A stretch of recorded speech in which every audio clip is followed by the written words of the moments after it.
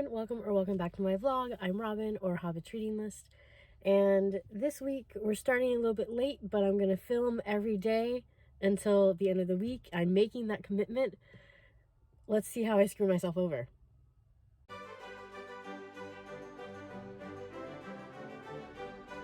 So it's a Thursday. God, I need to get so much better at reading at the beginning of the week. I did read, I finished a book on Monday, but that was in last week's vlog. And then I read a Haftorah on Tuesday, but I don't typically talk about, me reading the Torah, so I'm like, oh, I don't have anything to, start the vlog with. But I did start a new audiobook yesterday, and I'm filming in my car again, which is not my favorite, but I'm like, oh, I got where I needed to go early, and I have time, so I might as well. But I started listening to Rock the Boat last night. Well, yesterday and last night. Yesterday. And it's following the perspective of three people who grew up in this, seaside small town in New Jersey. They said, I think it's South Jersey, I think. But it's a place called Sea Point. And these three people were, friends growing up. And the, girl of the group, Kate, moved to New York and I guess didn't really talk to them anymore. I'm not sure why. But Ziggy and Miles are besties and have stayed besties. But Miles and Kate had both moved away from Sea Point. And so the beginning of the book is sort of, giving us this, background of, what's going on in their lives. Kate's life in New York kind of imploded a bit. Not imploded, because she didn't really do anything. Her life in New York kind of fell apart, so she ended up moving back to Sea Point. And then we get Ziggy's perspective. His dad recently, I think at the point of the start of the novel, I think had 2 months before, had suddenly died of a heart attack. Which, I'm not gonna lie, was super... Ziggy's chapters are really, really rough. I already have a bit of a death trigger because my stepmom and best friend died very suddenly, 4 years ago, 4.5, over 4.5. And so I already have a bit of a trigger, but then Ziggy was also very close to his dad, and they were best friends, and I was just I'm very close to my dad. And so it's bringing up some really deep anxiety, so that's not fun. But he sort of took over the plumbing business, but there's some confusion about how his dad balances books, pretty much. It doesn't seem like anything shady was happening. It just seems like Ziggy's dad had a system that he never explained to Ziggy, and so Ziggy's I need help. Luckily, his bestie Miles went to Wharton for business, I think. But Miles lives in San Francisco as a real estate agent, which seems an odd choice. But his mom, who owns, it seems like a restaurant or a hotel or something in Sea Point that is very popular, pretty much decided that she's not going to just, when she retires or whatever, just give him the CEO position. She's I'll just hire whoever fits best. But this is a new development that Miles was whoa, that's supposed to be mine. And so he decides he's going to come back to Sea Point, prove himself to his mom, both by working at the business as well as helping Ziggy with his business. So he gets these two examples. So they're all coming back to Sea Point. None of them have interacted with each other yet, but I'll be very interested because it seems like there was a history between Miles and Kate. So I'm curious. I'm enjoying it. It's gonna become very summery. Right now I think it's April or May, but it's gonna become very summery. So, but it's a little bit warm here still, so it's not that bad. But yeah, so that's what I read. I think I really should read Woodhouse but my dad is also sort of dragging his feet on that, so I'm just like, we were talking, like, none of us have, like, the motivation because the other person also isn't reading it. So as long as we get done by the end of the month, that's the most important thing. But I think if I am able to read today, I will read the second book of Sandman and just get that done with, because it's a graphic novel, so it'll be quick. So that's the plan, but I'm gonna go to personal training, and I will check with you later / tomorrow.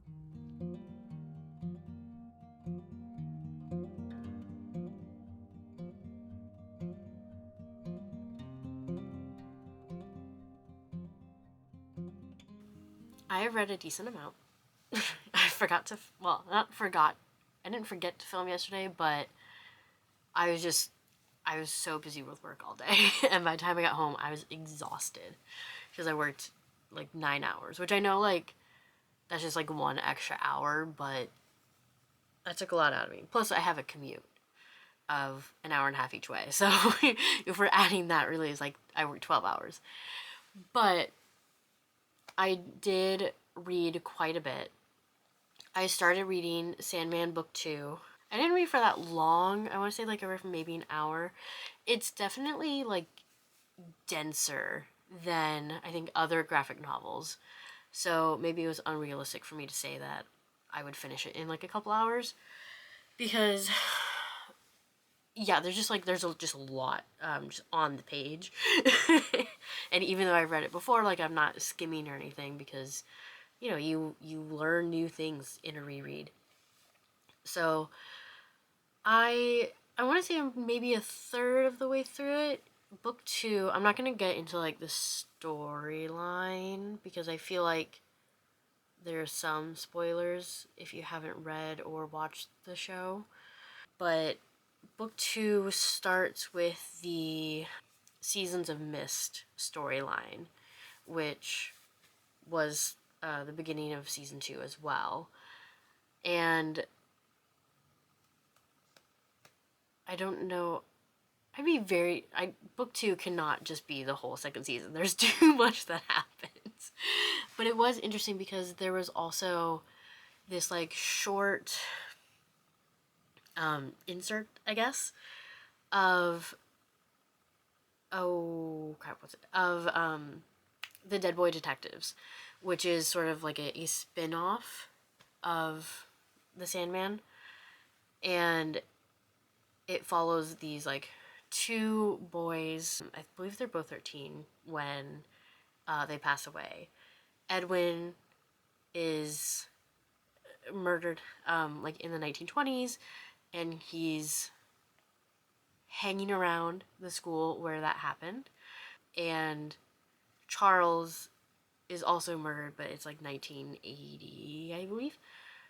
And Edwin keeps him company while he is dying, and then they decide to stay together when they're both ghosts. And in the spin-off series, they end up like helping other ghosts like get what they need to move on. So, and Netflix made a show about that as well. It only lasted 1 season, but it was really, really good. The characters were also aged up a little bit, but so I liked seeing that, because I was like, because I've seen it before, but I'm like, oh, I forgot it was like there, because it's just kind of in a weird spot, and like I understand why, because of what is happening in the Seasons of Mists. But yeah, it's just interesting. Just like all of a sudden, it's like this little break of the Season of Mist storyline to, you know, discover Edwin and Charles. So I am liking it. I read it before. I knew I was gonna like it. The artwork is always just so interesting because it's like, especially Dream looks so different at times, which makes sense considering he's like the representation of dreams, and so they're always sort of shifting. But yeah, it's really interesting, and I will probably read more tonight and see like if I can finish the Season of Mist storyline, because I don't know what comes next. Like I know all the things that happen in the comics. I just don't know don't know the order quite. So yeah. But I will say, at least for where I am in this storyline, the show followed it like pretty faithfully, which was kind of cool. And I have also continued listening to Rock the Boat. I'm a third of the way through. And I will say, the of the three main characters, I really only like Ziggy because I can relate to him. I think I did mention that his part was kind of triggering though because of the whole like dad thing. Yeah.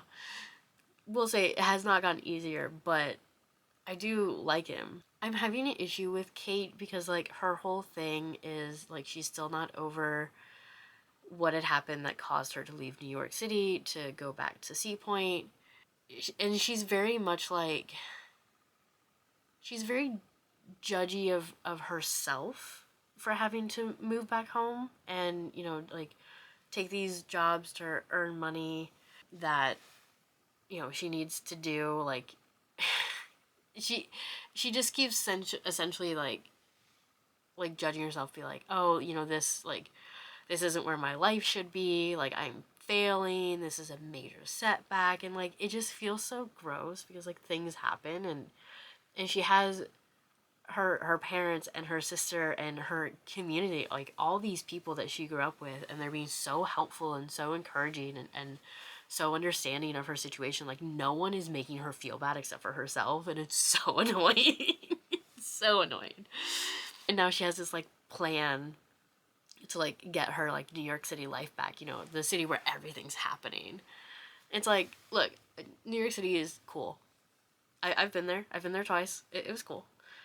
But I don't think like living in the city is like the be all end all, like unless you make it. And she's reminiscing about like all these memories from when she lived in New York City, and she just sounded miserable. So I'm just like, I don't understand you. And then the other main character, Miles, he's the epitome of a dude bro. And ugh. Like he essentially has this job working for this real estate firm. He doesn't actually like sell real estate or anything. He's like the poster boy that he goes and like networks, and he's personable, I guess, to these clientels, and so they end up like giving him like leads and stuff that he then takes back to his company so that they can represent those properties or whatever. So I'm like, oh, so you're not actually like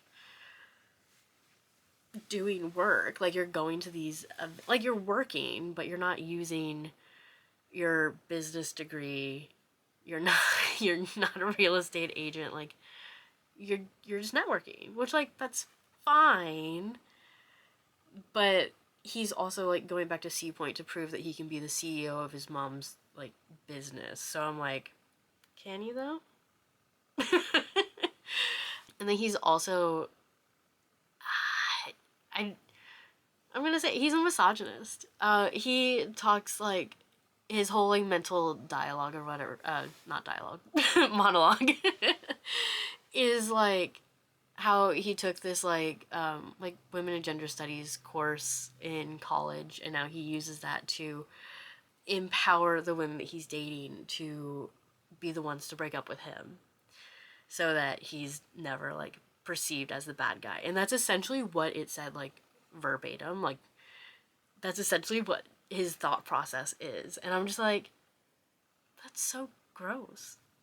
Because he doesn't want a long-term like serious relationship, and instead of just like saying that, he is dating these women until they start like being needy or whatever, and then he essentially manipulates the situation to where they get fed up with him and break up with him.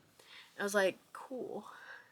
I also have a theory because he keeps mentioning someone named Belle in Sea Point that he's looking forward to reconnecting with. And I have a theory about who it is because at first I thought it was Kate, and now I don't. Just based off of some things that Kate said.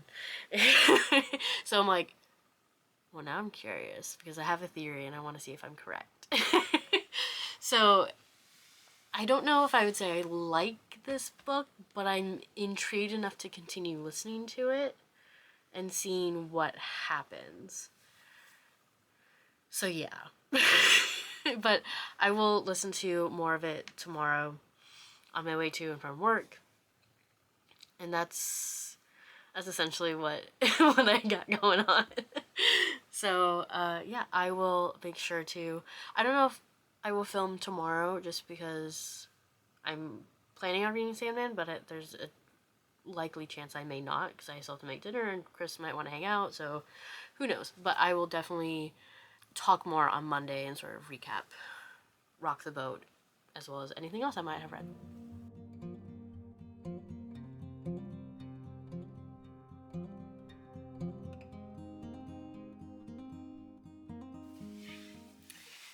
Okay. So, as I predicted, I did not read more of Sandman, so I will continue reading that this upcoming week. I did listen to more of Rock the Boat because I went to work yesterday. So I'm now 60% through. And it's interesting because I feel like the synopsis that is on the back of the book is a little misleading because I had sort of assumed that Kate, Miles, and Ziggy were this like trio growing up of close friends who had like fallen out. That's not the case at all. Like both Kate and Miles were friends with Ziggy growing up. So instead of like a triangle with all three of them, it's more of like like a pyramid, I guess, with Ziggy being the linchpin. So that was a little interesting. It was a little, I just felt like it was a little misleading and confusing. So there's that. I don't know if anyone's picked up on the fact that like I get a little annoyed when the synopsis like doesn't match what actually happens in the story. And like I obviously understand that like it's designed to intrigue you into reading it, but like presenting it as like they were this trio, like that's just not true.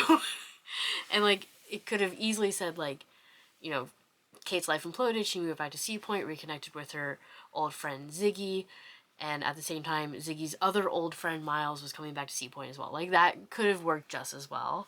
So there's that. That's just a little thing that's bothering me.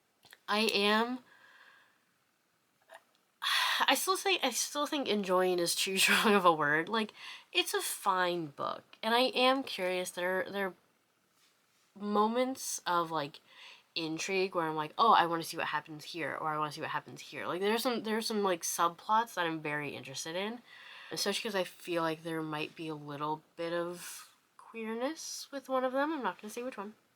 So that would be interesting. But like for the most part, it's fine. You know, it's just it's there. I will finish it in the next vlog. But I don't know. Part of me is like I really wanted to enjoy this book because it gave me like I mean it's a small seaside town, so of course it's gonna remind me of Rockport, which is the town in Massachusetts where my family is originally from. And so like it sort of gave me that vibe, although like it's a very different situation. But and so I'm just disappointed that I'm not enjoying it as much as I thought, because I was hoping I could recapture some like Rockport vibes because I miss Rockport. So yeah, so I think that's also part of it. It's just like the vibes aren't quite matching. Like they're bits, but like it's not quite there. So that's about it. Like it's getting into the territory where I can't really go into details because I don't want to spoil anything. But like I said, there are some plot points that I'm interested to see what happens. But right now in the story, I think we're at the end of May because Memorial Day just happened. End of May, beginning of June. So there's still a lot of the summer that needs to happen before like the main event, which will I assume mark the conclusion, which is this like wedding that's happening. One of Kate's other childhood friends is getting married in Sea Point. That happens in August, and then like the day after Labor Day, there's this like big party called a Rock the Boat party. So like those are presented as like the concluding points of where all the storylines get wrapped up. But I'm like, we still have a lot of the summer to get through, so I'm predicting some time jumps, but like there's a plot line that like you can't really time jump that. Like that needs to be addressed quickly, and then like I guess the fallout from that can be time jumped a bit. But it's just, I'm just like, so I'm kind of questioning the pacing a little bit. We'll see. But that's what I read. I am finishing up one of my classes right now. I just have the final paper, and I'm taking a break from writing the rough draft of that to film this. So once I get that done, that will free up a lot of reading time. This is my banned books class, and if you've been watching for the past couple months, banned books has been taking over my life. So I'm really, really looking forward to being done with at least one of these classes, to just be able to just like really focus on reading, because I'm behind. So there's that. But thank you so much if you've watched this vlog, and hopefully next video there will be more variety than just me talking about one book. But I really do appreciate it. So leave me a comment, like the video, subscribe, click the notification bell, and I will talk to you in the next video. Bye!